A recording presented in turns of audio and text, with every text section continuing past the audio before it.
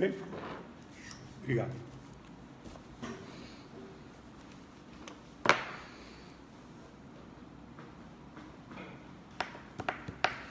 Boa noite a todos. Eu tive um probleminha para iniciar o vídeo, iniciamos pelo Facebook, mas deu errado no Instagram, paralisamos, fizemos de novo e agora deu certo.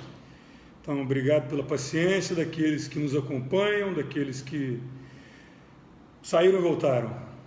Uma ótima noite a todos. Hoje é dia 5 de maio de 2020 e estou aqui com o Dr. Sérgio Gomes, nosso secretário de Saúde, para nós trazermos as atualizações de Barra Mansa para todos.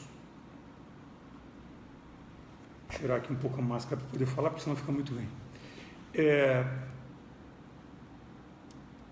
Testes rápidos, ou melhor, testes realizados na cidade.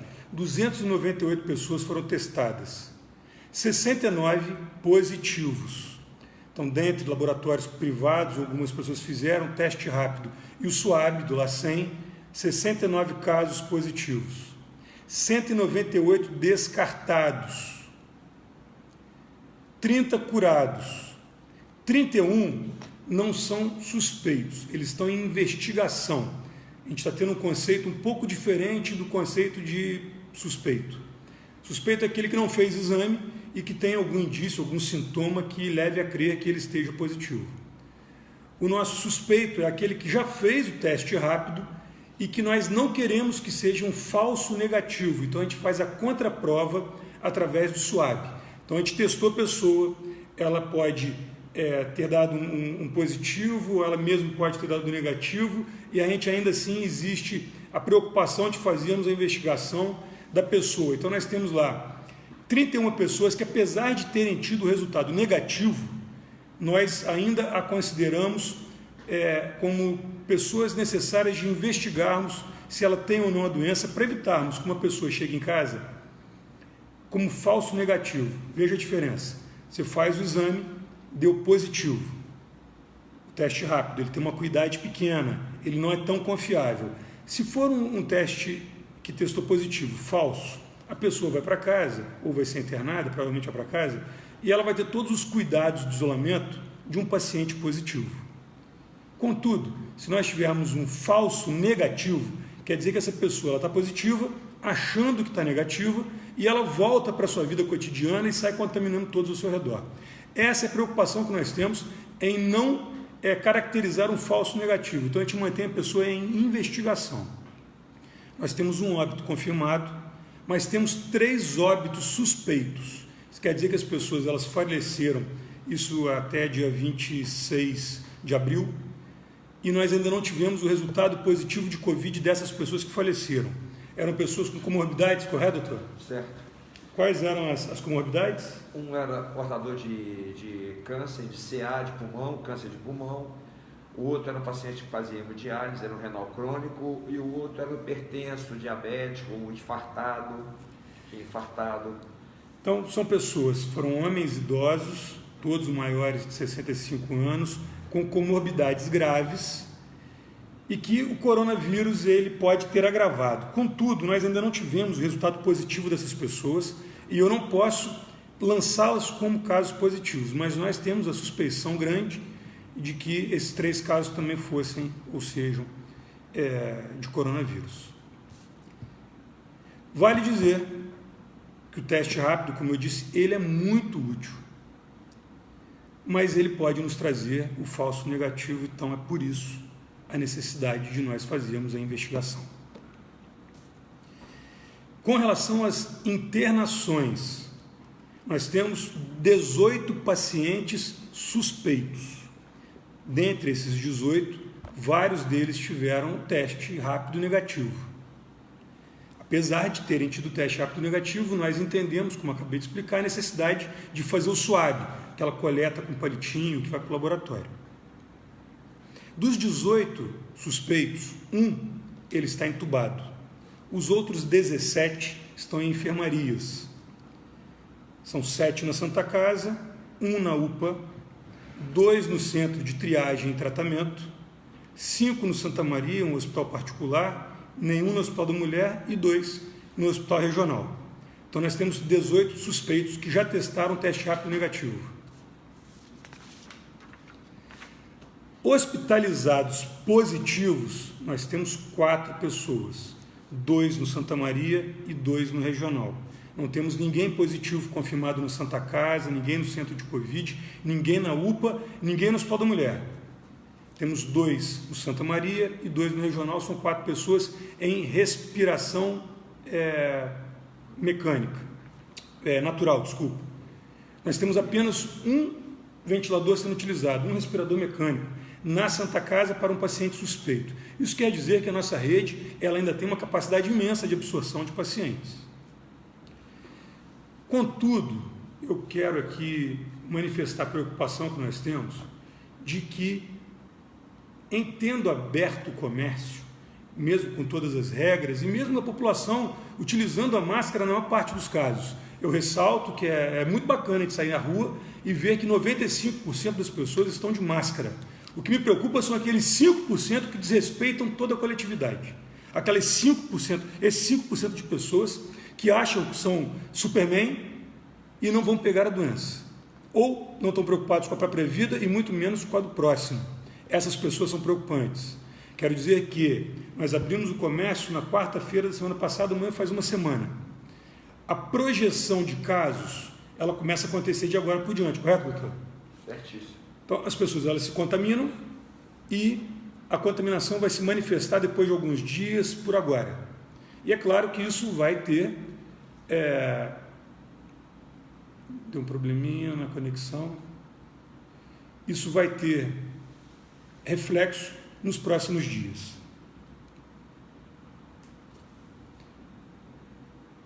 Bem, o Instagram pausou, eu vou ficar aqui só no Facebook então. É fundamental que as pessoas elas utilizem a máscara. E eu pedi que o doutor falasse sobre isso, sobre a importância da utilização da máscara para que as pessoas possam estar na rua com um risco menor de contaminação. Lembrando que máscara não é garantia de que não se tenha contaminação, de que não venha acontecer. A máscara ela é um elemento importante para nós evitarmos o contágio e termos a diminuição de casos. Mas, doutor, fala para a gente, qual é a necessidade da máscara? Fala isso para aquela pessoa que ainda não entendeu. Rodrigo, é fundamental, de suma importância, é o melhor método de barreira hoje, é a máscara. Enquanto você pisou o pé fora de casa, é importante que você coloque a máscara, não só para se proteger, caso você seja um paciente contaminado ou assintomático, você pode estar contaminando os outros. É questão de respeito à vida, respeito ao próximo. Já é provado, cidades onde tem o hábito, país onde tem o hábito de se usar máscara, quase não teve Covid, os números são significantes. É fundamental, a máscara é o melhor método de barreira, tem que insistir com isso. Não dá, é desrespeitoso ir à rua sem que esteja portando a máscara. Fundamental. E eu quero aproveitar aqui para compartilhar uma informação que eu tive esse final de semana de um amigo de Barra Mansa, um biólogo que é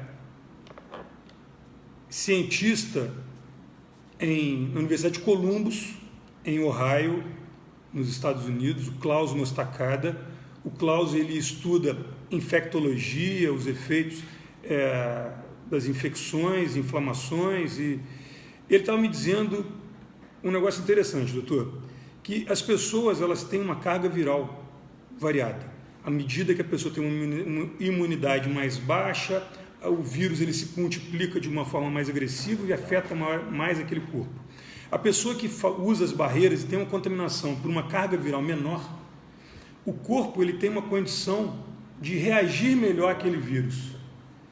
Então, ele vai se preparando para a multiplicação da carga viral. Então, é importante que as pessoas elas adotem todas as práticas para evitar o contágio, evitar contato com quem tenha sintomas, porque a pessoa sintomática tem uma carga viral mais elevada, correto? Com certeza. Eu não sou é isso mesmo.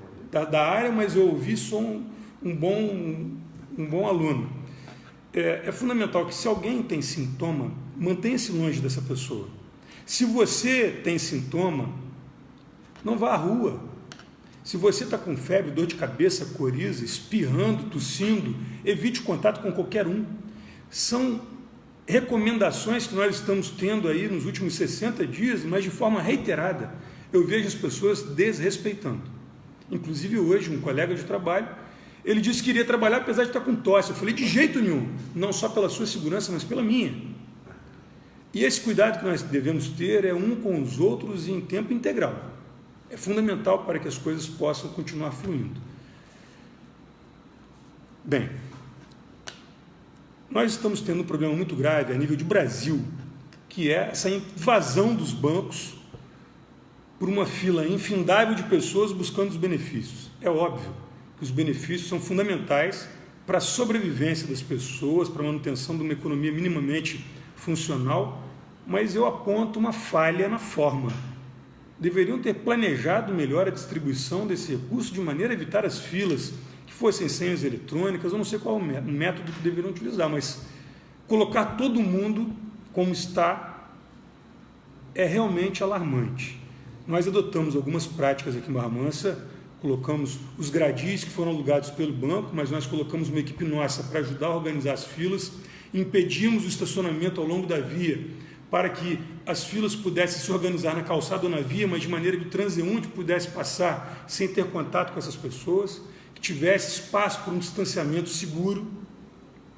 Nós colocamos uma equipe da saúde para atender as pessoas, para fazer a higienização das mãos, para fazer as recomendações necessárias, que parece que muita gente ainda não sabe o que tem que ser feito. E colocamos lá uma ambulância, na verdade duas, na Praça da Matriz, para atender aquela convergência de pessoas que se aglomeram entre Caixa Econômica, Banco Itaú e o Banco Itaú da Avenida. Bem, adotamos procedimentos para dar segurança às pessoas. Hoje nós tivemos 4 pessoas que desmaiaram na fila, 4 idosos, depois de muitas horas na fila do banco, a pessoa não resistiu e foi atendida pela nossa equipe. Agradeço muito a cada uma daquelas pessoas que se dispôs hoje a nos ajudar nessa empreitada de fazer o atendimento na rua. E nem sempre é fácil, porque nem todos aceitam isso bem. Mesmo a pessoa sendo atendida, ela não aceita isso bem. Enfim, é necessário, e eu agradeço muito a equipe da saúde, aqui na presença do Dr. Sérgio, por estar fazendo o seu melhor. A partir de amanhã, nós estaremos atuando em mais algumas frentes. Eu recebi uma recomendação, um conselho, uma sugestão do radialista Sérgio Mama, a quem eu agradeço, e foi prontamente atendida a sugestão dele. As pessoas reclamam de banheiros. Depois de 4, 5 horas na fila, a pessoa está desesperada para poder urinar e tinha dificuldades. Então amanhã nós colocaremos 6 banheiros na Praça da Matriz e mais 2 na Vila Nova. Manteremos a equipe de higienização, a equipe da saúde e a equipe de organização de fila. Por mais que isso não seja perfeito, gente, é o que nós podemos fazer quanto município para amenizar a consequência da atividade bancária proveniente da distribuição dos benefícios. Lembrando que essa atividade é uma atividade federal, não é do município, mas nós estamos abraçando e entendendo que o prejudicado ele é o nosso município, então a gente tem que atuar e a gente está fazendo. Além disso, eu pedi para o SAI providenciar aqueles copinhos de água que nós fazemos no SAI. O estoque de hoje estava baixo, temos 1.500 copos apenas, mas cedinho amanhã a gente começa a fazer a produção de copos para ver se ao longo do dia, produzindo, a gente consegue já levar para distribuir. Os 1.500 serão disponibilizados e eu espero que ao longo do dia nós consigamos fazer mais copos para poder atender as pessoas com água e agora também com banheiro. Eu também determinei ao SAI que produzisse uma cabine para higienização das mãos, um lavatório. E ele está sendo instalado em alguns pontos da cidade. Aí eu vi algumas pessoas dizendo assim, mas tem uma cidade que botou um lavatório bonito. Eu não sei como é que a cidade fez, eu não sei quanto custou, eu sei que eu preciso de uma solução barata. Dizem que eu sou pão duro, e é por isso que a gente consegue fazer as coisas darem certo, porque eu sou pão duro mesmo. Então eu não vou gastar dinheiro para um negócio que é vulnerável, a gente coloca na rua e podem quebrar, então vou fazer o mais barato possível para não ter prejuízo e que seja funcional, onde as pessoas possam higienizar suas mãos. Então houve uma reclamação da falta de papel, a gente está providenciando isso para amanhã e eu tenho certeza que se todos nós fizermos o nosso melhor, não é fazer o ideal, a gente não vai conseguir fazer a perfeição, mas se nós fizermos o melhor que nós pudermos, as coisas vão dar certo. Os números mostram que as ações de Barra Mansa são bem-sucedidas. Mas é fundamental que todos mantenham o seu envolvimento. É fundamental que você, quando saia de casa, bote sua máscara com a cabeça pensando, eu preciso me preservar. Eu tenho que me defender dessa coisa que está na rua, eu não sei aonde, e que ela quer me pegar. Literalmente é isso. A gente tem um vírus vitimizando as pessoas e temos que nos preservar. Então eu peço a você, tenha uma preocupação sobremaneira consigo e com o próximo, com os seus familiares. Lembrando que quando você vai à rua, você volta à sua casa. E que nós temos visto casos de pessoas que saem à rua e contaminam seus pais em casa e que vêm a óbito. Nós temos visto casos de famílias inteiras sendo dizimadas pela doença. Teve um caso muito triste, eu vi na televisão, ontem morreu o pai num dia e os 2 filhos no dia seguinte. Isso não é caso raro. Com a graça de Deus ainda não fomos afetados dessa maneira, não tivemos a experiência trágica de um modelo desse em Barra Mansa, mas somos suscetíveis a isso. E vale ressaltar, nós abrimos o comércio para garantir que os pais de família tenham renda, que os empregos sejam mantidos. Mas isso não quer dizer que o isolamento tenha acabado e que qualquer um possa sair de casa, não. Saia de casa apenas quem necessita. A doença está na rua. E tem muita gente na rua andando de mão dada, namorando, olhando para o céu, como se estivesse tudo normal, e não está. Tem muita gente andando sem máscara e conversando, e abraçando e beijando, como se estivéssemos em dias normais, e não estamos. E as pessoas que vão reclamar e vão sofrer com a falta de leitos, eventualmente, são justamente essas pessoas que estão na rua. Não é quem está em casa se preservando. É aquele que está exposto. É aquele que está fazendo de conta que está tudo normal. Essa pessoa provavelmente será um dos contaminados, ou alguém com as quais ela se relaciona, sua família em casa. Então, papai e mamãe estão em casa se preservando, e o bonitão está na rua, achando que está tudo normal, e ele vai voltar para casa e vai contaminar a família. É uma dicotomia, é uma decisão, um dilema de Sofia complexo. Se nós não abrirmos, as pessoas ficarão desempregadas, o governo não tem condição de manter, o benefício ele tem um lastro pequeno, o governo federal já tem dificuldades hoje de lastrear e pagar esses benefícios. Se isso demorar um longo prazo, não haverá dinheiro. As pessoas vão passar fome e a necessidade vai bater a porta e a criminalidade vai aumentar. Então nós temos sim que voltar a funcionar, enfrentar o risco, sim, mas com uma avaliação do que é necessário. Só fazer isso quem realmente tem necessidade. Quem não tem, mantenha-se em casa. As nossas crianças, elas estão fora da escola. E eu vejo muita mãe de mão dada na rua com a criança, levando para o banco, levando para a loja, sem qualquer necessidade. Então você que é mãe, que é pai, ou que é avó, que é tio, cobre. As crianças devem ficar em casa, em isolamento, não devem estar na rua, nem brincando e nem passeando na avenida. Bem,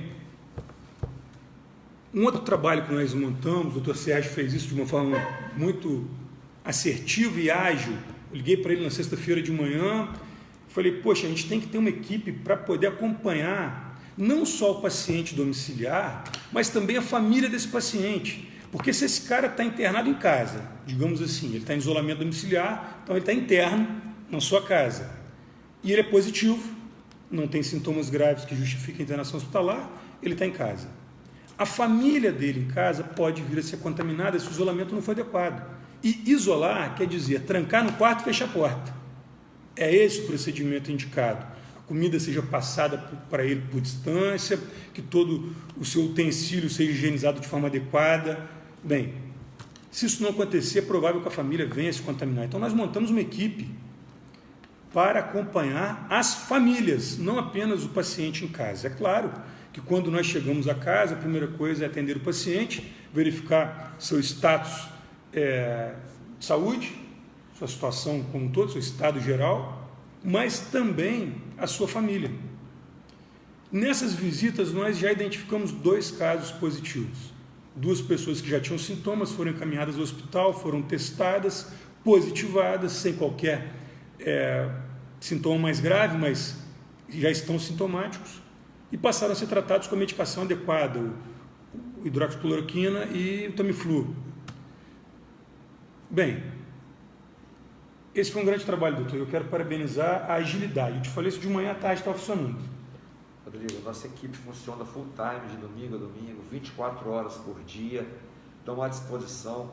E o que mais importante, quando chegamos na casa dos pacientes que são Covid positivo, nós fazemos questão de avaliar todos os familiares, todos os que estão no entorno deles. E quando nós fizemos isso, olha para a nossa surpresa, nós tivemos 2 pessoas contaminadas que não estavam em casa. Daí a importância de reforçar, a importância de estar em casa, não sair de casa, ainda mais quem está positivo. É inadmissível uma pessoa positiva que tem isolamento não estar em casa. Só para lembrar, esses 2 foram hoje. No primeiro dia que nós fizemos isso, nós identificamos 15 pessoas que não estavam em casa. Isso, gente, na boa. Se a pessoa está positiva, ela sabe que está e está indo para a rua contaminar os outros, é digna de levar uma surra de toalha molhada. Porque pode gerar morte na rua, pela irresponsabilidade. Está sabendo que está positivo. Tem gente que faz o teste e vai para a festa. Desculpa. Isso é uma falta de respeito com o ser humano próximo tremenda. E eu imagino que se você vai a uma festa, você vai se encontrar com pessoas com as quais você se relaciona e você gosta. E aí você fez um teste, está aguardando o exame e vai lá dar um abraço na turma? Desculpa, isso é uma declaração de inconsequência absurda. Por isso que vale a pena, Rodrigo, frisar, entendeu? E reafirmar o isolamento para aquelas pessoas que estão com sintomas, que estão positivos ou que estão de risco, é fundamental. Olha o esforço que nós temos, nossos números são os números bons em relação, de maneira geral, são ótimos em relação até a outros municípios. Nós começamos a abrir o comércio aos poucos. Se nós começarmos a relaxar os contaminados, vai perder todo o sentido, vão perder todo o trabalho que nós fizemos desde o princípio, um sacrifício danado, desde o começo. Quantas vezes você pediu, você implorou para que as pessoas ficassem em casa no começo? Nós estamos colhendo os resultados do nosso bom acerto, do nosso acerto lá atrás. E se começarmos a relaxar agora de uma maneira irresponsável, vamos perder todo o trabalho que nós fizemos até agora. Isso é um ponto importante. Esse é um ponto fundamental. Tudo que nós fizemos foi um sacrifício de sociedade. Nós, sociedade barramancense, nós nos sacrificamos para termos o status que nós temos hoje. Números muito favoráveis comparados a outras cidades. Contudo, essa pessoa que desrespeita a regra hoje, ela coloca todo esse sacrifício em risco. Então, se você tem uma projeção para uma cidade como Barra Mansa, de um número X de casos, um número X de mortes, a gente está muito aquém disso, resultado de trabalho, e agora as pessoas levarem de qualquer maneira, quer dizer que todo o sacrifício foi em vão e o risco iminente que nós que nós tínhamos no início, de contaminação e de mortes, ele volta. Isso é uma inconsequência, é um contrassenso tremendo. Nós devemos manter os procedimentos, devemos manter o isolamento possível, não devem ir à rua quem não tiver uma extrema necessidade, e eu digo mais, aqui no meu croquis aqui de live, eu coloquei isso para falar no final, mas é provável que a gente tenha que fechar a cidade de novo pela inconsequência de alguns, a prejuízo de muitos. Então, se você sabe da necessidade de nós mantermos funcionamento regrado e você vê alguém que não está fazendo, está prejudicando isso, chame atenção, porque a consequência é para todos nós. Bem, cenário regional. O governo do estado, ele decidiu fazer a interseção das entradas do estado. Isso quer dizer que os acessos eles vão receber barreiras e outros estados não ingressarão no estado do Rio. Existe isolamento de várias cidades. Barra Mansa, por exemplo, não permite que pessoas de fora entrem aqui. Eu tive muita reclamação disso de moradores de Volta Redonda, por exemplo. Mas é necessário. Não é qualquer tipo de preconceito, ou qualquer rivalidade ou rixa, não é nada disso. É uma necessidade de nós preservarmos a circulação de pessoas da nossa cidade dentro dela e evitarmos que pessoas de outras cidades que nós não sabemos quais são as condições sanitárias adentrem em Barra Mansa. Então eu espero que isso acabe quanto antes e eu possa ir a Volta Redonda abraçar meus amigos. Mas por enquanto, o distanciamento e o fechamento da cidade é necessário. O que me preocupa muito é esse modelo de lockdown tem sido aplicado agora em várias cidades, e eu digo necessariamente. Os números que eles enfrentam tornam necessário esse modelo, que seria trágico para uma cidade como Barra Mansa. A gente não pode chegar a isso a isso em hipótese nenhuma, mas é fundamental que o envolvimento e engajamento ele seja suficientemente bom para que os nossos números eles continuem positivos. Uma outra preocupação é a transferência de doentes de outras cidades para a nossa rede municipal. Tenho conversado nisso muito com o Dr. Sérgio, né? Isso. Porque a maioria dos nossos leitos, eles são regulados. Alguns são regulados, outros são próprios da instituição, como da Santa Casa, tem leitos regulados, tem leitos que não são regulados. Nos regulados, é permitido que, se tem vaga aqui, munícipes de outra cidade, de outro local, que esteja colapsado a saúde, que não se prepararam como nós nos preparamos, possa vir ocupar um leito aqui no nosso município. Isso aí é válido, é regra, faz parte da regulação, da formatação da rede estadual de saúde. É difícil dizer isso, nós tivemos tanto esmero para deixar a nossa rede, nossa retaguarda preparada, mas infelizmente ou felizmente, pode nem falar infelizmente, Rodrigo, porque na verdade é uma vida que a gente vai estar salvando quando chega aqui. Sim. E vida não tem preço, entendeu? Infelizmente ou felizmente, isso pode acontecer. Felizmente, quando vem para cá, a gente tem a possibilidade de salvar uma vida, mesmo que não seja nosso município. Vamos só traduzir isso. O que é regulação? São leitos, são pactuados, são contratualizados com o Estado, e o Estado, por pagar a conta, ele tem um sistema de regulação, é ele que diz para onde vai cada paciente. Então nós temos alguns leitos na Santa Casa que são regulados pelo Estado, leitos de CTI. Temos leitos próprios, nós temos os leitos próprios, tanto na UPA Centro, no Centro de Tratamento do Covid, como também temos no Hospital da Mulher. Bem, a princípio, nós podemos receber pacientes nesses leitos regulados pelo Estado, sem qualquer intervenção ou controle nosso. Os outros leitos que são nossos, a princípio, não podem ser ocupados de uma forma impositiva pelo Estado. Mas convenhamos, se tiver alguém morrendo que chegar numa ambulância, nós não vamos deixar de atender. Então me preocupa muito o fato de o Estado ele estar passando por um momento trágico. Me preocupa muito a possibilidade de todo o controle que nós fizemos e a disponibilidade de leitos que nós temos vir a ser ocupado por pacientes de outras cidades, como o doutor disse, que não fizeram o dever de casa como nós fizemos. Estou dizendo tudo isso para já preparar as pessoas. Aquele movimento de abre e fecha, ele provavelmente vai acontecer. Abrir e fechar o comércio. Nós vamos segurar o quanto for possível para permitir que as pessoas façam dinheiro suficiente para poder sobreviver o mês. Mas a gente já está imaginando que nos próximos dias nós teremos a notícia chata e triste e temos que interromper novamente o serviço. Sei que vai ter gente me xingando, vai falar um monte de coisa. Nós somos a primeira cidade aqui da circunscrição de Barra Mansa, Volta Redonda e Pinheiral a abrir, porque nós fizemos o dever de casa. Mas, ao mesmo tempo, com a mesma responsabilidade que nós tivemos por antecedência, nós teremos agora, se for necessário, fechar. Então eu falo isso com a maior tranquilidade do mundo, podem me xingar, podem me criticar, eu não vou colocar vidas em risco de uma forma desnecessária e óbvia. Quando chega um momento em que nós projetamos um cenário ruim, é hora de parar. Então, se tudo correr bem conforme está, se amanhã a cidade estiver mais vazia, se aquela pessoa que não tem necessidade de ficar em casa, a gente pode ter um tempo maior, ou talvez nem voltar a fechar. Mas o que tudo indica é que sim, nos próximos dias nós teremos que fazer mais uma interrupção. Portanto, Rodrigo, vale lembrar, pisou fora de casa, pisou na calçada, tem que estar de máscara. Salva a vida, a sua principalmente.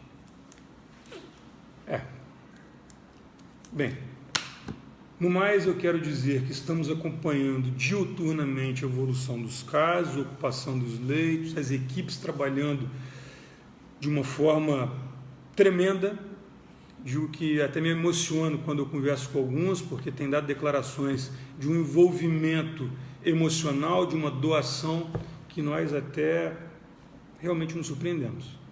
Então, muito obrigado, equipe, parabéns a todos os envolvidos.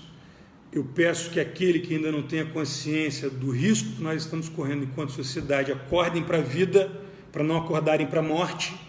Então, acordem para a vida é fundamental que façamos a nossa parte. Sendo necessário, amanhã eu trago mais atualizações. Um abraço a todos. Obrigado.